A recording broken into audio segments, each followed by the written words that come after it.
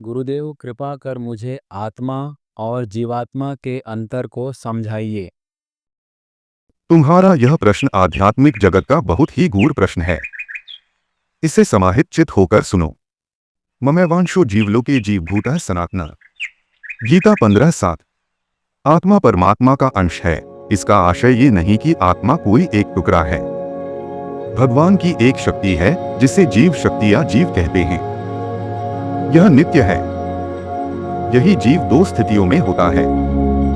पहली स्थिति, जब जीव स्थूल शरीर में मन इंद्रियों के साथ मैं को शरीर और मेरा संसार करके भोग और कर्म में लिप्त हो जाता है और त्रिगुणमयी माया के अधीन हो खुद को शरीर मानता है, तो उसे जीवात्मा कहते हैं। इसका मुख्य कारण भगवत बहिर्मुखता।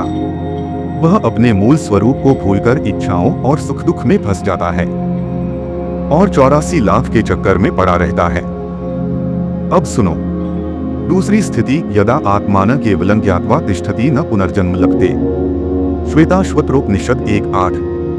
वही जीव जब स्वयं को आत्मा जान लेता है तब वह जन्म मरण से मुक्त हो जाता है।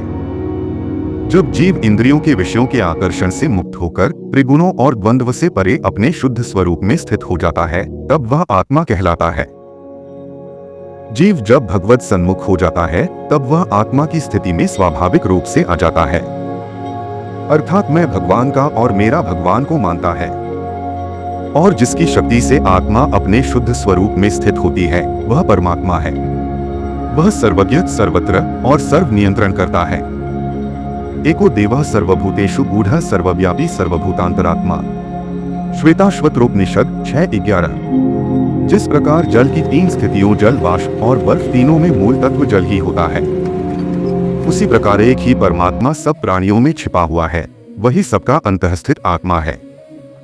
तत्वतः परमात्मा, आत्मा, जीवात्मा की भिन्नता केवल अनुभव और अज्ञान के कारण है। जब जीवात्मा स्वरूप ज्ञान में स्थित हो जाता है तब वही परमात्मा का अनुभव करता है, जो रामचरितमानस की इस पंक्ति से स्पष्ट है। जानत तुम्हारी होई जाई। ऐसे ज्ञान के संवर्धन के लिए चैनल को लाइक और सब्सक्राइब करें।